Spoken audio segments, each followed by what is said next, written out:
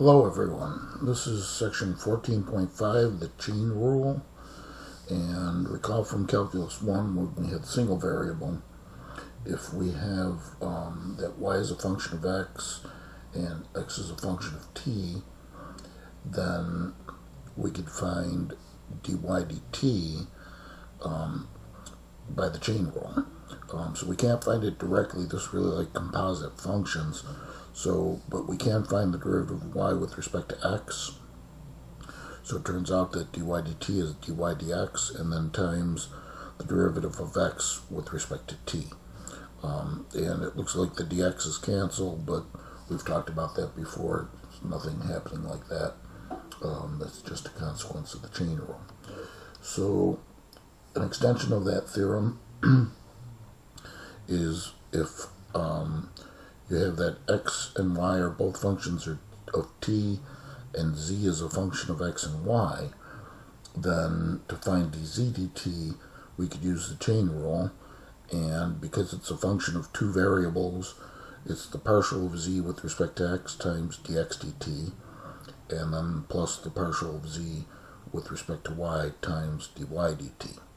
So in terms of a little figure here to help us kind of picture how to formulate the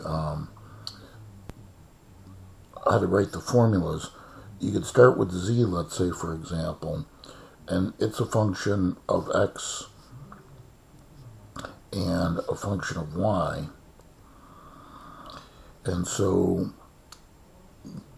these would represent the partial of z with respect to x and the partial of z with respect to y respectively. But then x and y are just simply functions of t. And so those segments would represent directly, because it's just one variable at this point, dx dt, rather than the partial, because it was two variables, and this directly dy dt. And then you can see how the result is that dz dt, just follow the paths, and we get the formula of partial of x, partial of z with respect to x times partial, or times the derivative of x with respect to t to get to this point, and then plus the partial of z with respect to y, and then times the derivative of y with respect to t to get to this point. So kind of a useful diagram, and we'll see that in the future in more complicated situations as well. But for a simple example here, the first part of this is asking us to find dz dt by direct substitution. So it's actually asking us to take z and replace x and y in terms of the functions that they are in terms of t. So directly substituting, we get 2 times x, which is 2t, as a quantity squared. So I'm just reading the z function and substituting it for x. And then plus 3 times, now substituting in for y, we'd have 3t as a quantity squared. So z at that point then gives us, let's see, that'd be 4t squared, so 8t squared, plus 9, so 27t squared. So therefore, we get 70t squared, or I'm sorry, 35t squared. And now we can find dz dt directly, because z is explicitly a function of t. So then dz dt is 70t to the first, or just 70t. So now it wants us to show using the chain rule. So you can write down the chain rule if you want. dz dt is the partial of z with respect to x times the derivative of x with respect to t, and then the partial of z with respect to y times the derivative of y. with respect to t. So we'll find these partials and derivatives. To begin with, let's say we'll just kind of do this separately. If you wanted to do it within the context, that's fine as well, but I'll kind of show these separately here. Partial of z with respect to x. Okay, so y is held as a constant. Derivative of 2x squared, 4x. And the derivative of 3y squared would be 0, because again y is a constant. Let's find these partial of z with respect to y. And now x is held as a constant, so derivative of 2x squared is 0. Derivative of 3y squared, 6y to the first, or just 6y. Then we'll need the derivative of x with respect to t. Since x is 2t, its derivative is 2. And similarly, derivative of y with respect to t. And since y is 3t, the derivative is 3. Okay, and then we're going to substitute it into our formula. So the derivative of z with respect to t by the chain rule. Again, here it is written formally. Partial z with respect to x is 4x times dx dt was 2. And then the partial of z with respect to y was 6y times dy dt, which was 3. So that gives 8x plus 18y. But if we want this explicitly in terms of t, then we're going to have to replace x by what it was defined to be. And up here we see x was 2t. And similarly plus 18 times y, which was 3t. So therefore dz dt is 16t plus looks like 30 and 24, 54t, and that combines to give us 70t, which of course checks with the part A, which was doing it by directly substituting. Okay, and then here's just a little extra practice. Excuse me. So, not to be redundant, but same formula. I'll write it off to the side here again in case we want to reference it. dz dt is partial z with respect to x. You should note that z is just a function of two variables of x and y. Okay, then times dx dt plus the partial of z with respect to y times dy dt. Okay, so pardon me. Going to need all of our partials once again. So looks like all of our derivatives, partials and derivatives. So I'll just write them out like we did before. Partial z with respect to x. Y is a constant, so that's 2xy cubed. Partial of z with respect to y. Now x is a constant. Derivative of y cubed, 3y squared, so 3x squared, y squared. And then the derivative of x with respect to t, so we're getting that directly because x is just explicitly a function of t. That's just 3t squared.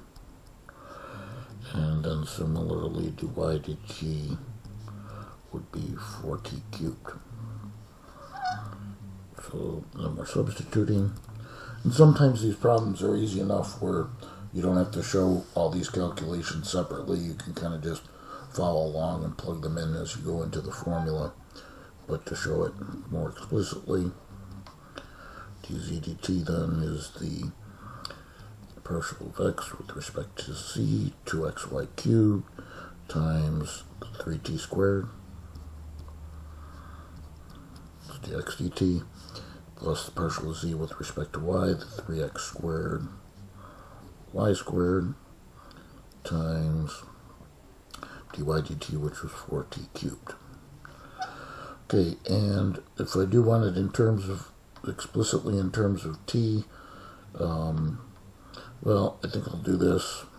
You can do your algebra any way you want. I'm going to just rewrite it 3xy, or 6xy cubed, t squared plus 12 x squared y squared t cubed. Okay, and then I'll make my substitutions for x and y respectively in terms of t. So x was t cubed,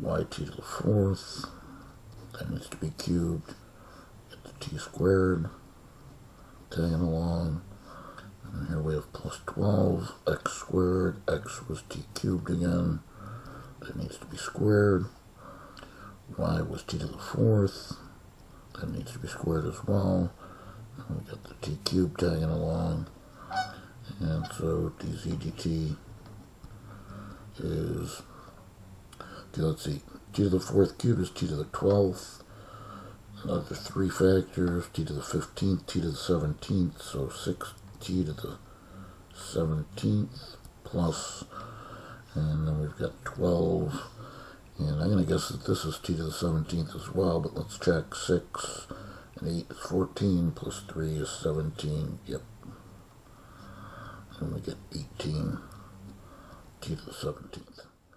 And for fun, you could do it directly, plug in your x's in terms of t and your y in terms of t, and get the same result. Okay, so then we move to extending this to three variables. So now we've got x, y, and z as functions of t, and w as a function of x, y, and z. So it's just a little extension of the formula.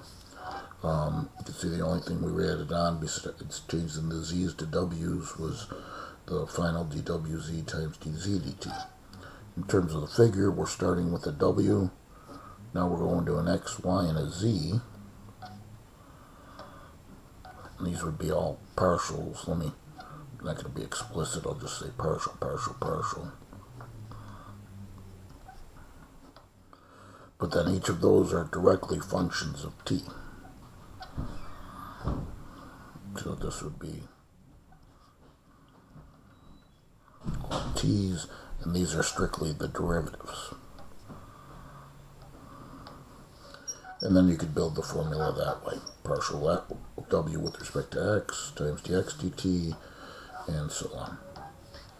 So that formula is really, or this figure concept is going to come into play in the next two variable chain rule example.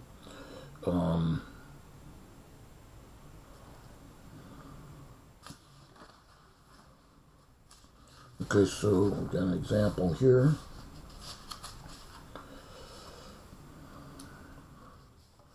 And it says to, well, it doesn't tell us to use the chain rule, it probably should have.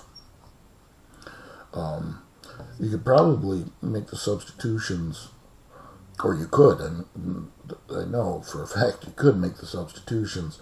It'd be a little, maybe it'd be a little bit tedious to be substituting in terms of t, but the whole point of this, of course, is the chain rule. So I'm not going to recopy the formula because we have it here, and so just notice we need the three partials of w with respect to x, y, and z respectively, and then the exact derivatives of x, y, and z with respect to t. So for the partials, dw dx, okay, so now y and z are held as constants. Derivative of x squared is 2x. That's all there is to it, because if y and z are constants, the derivative of yz is a 0. We'll do all three partials first. Partial w with respect to y. X and z are held as constants. excuse me, derivative of x squared, that's a constant, so that's 0. Derivative of yz with respect to y, z is a constant, derivative of y is 1, so that's just z. And the partial w with respect to z, x and y are held as constants, so derivative of x squared again 0, derivative of yz would just be y because it's a constant and the derivative of z is 1. Okay, now the actual explicit derivatives respectively of x with respect to t is 6t, y with respect to t is 2, and the derivative of z with respect to t is 3t squared.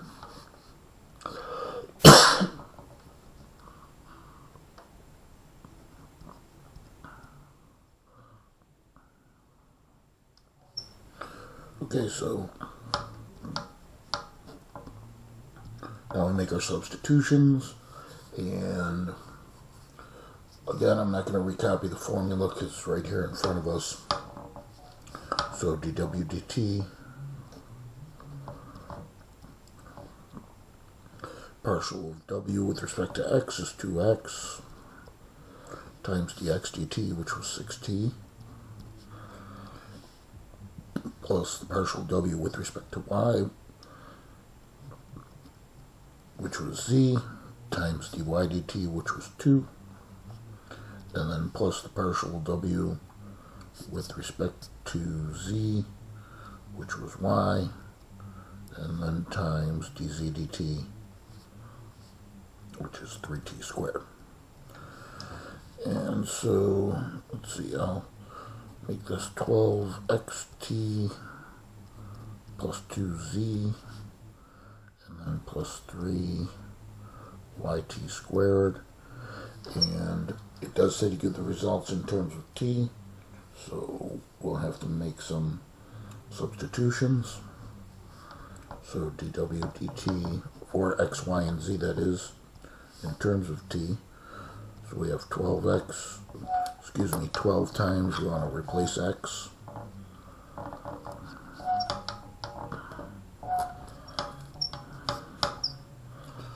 And we replace x by the 3t squared plus 1, what it was defined to be. We have plus 2z, so plus 2 and z was t cubed, and then plus 3y, and y was 2t minus 4 times the t squared. Okay, and then just doing the algebra, distribute the 12, 36t squared plus 12 plus 2t cubed, and then plus, okay, here at the same time distribute the t squared and the 3, so effectively 3t squared times 2t, 6t cubed, and 3t squared times negative 4, negative 12t squared. And so finally, let's see if we can combine any like terms here.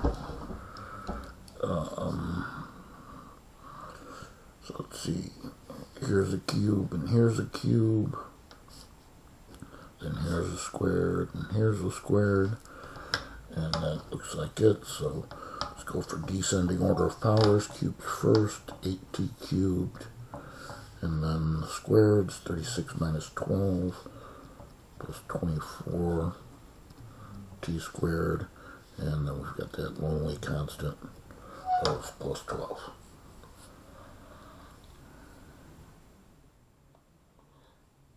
Okay, so I think I'm going to stop there for this first part of the lesson. Next part we'll go to variable chain rule, and so this is 14.5 part 1, and we'll see you for part 2 in a few minutes.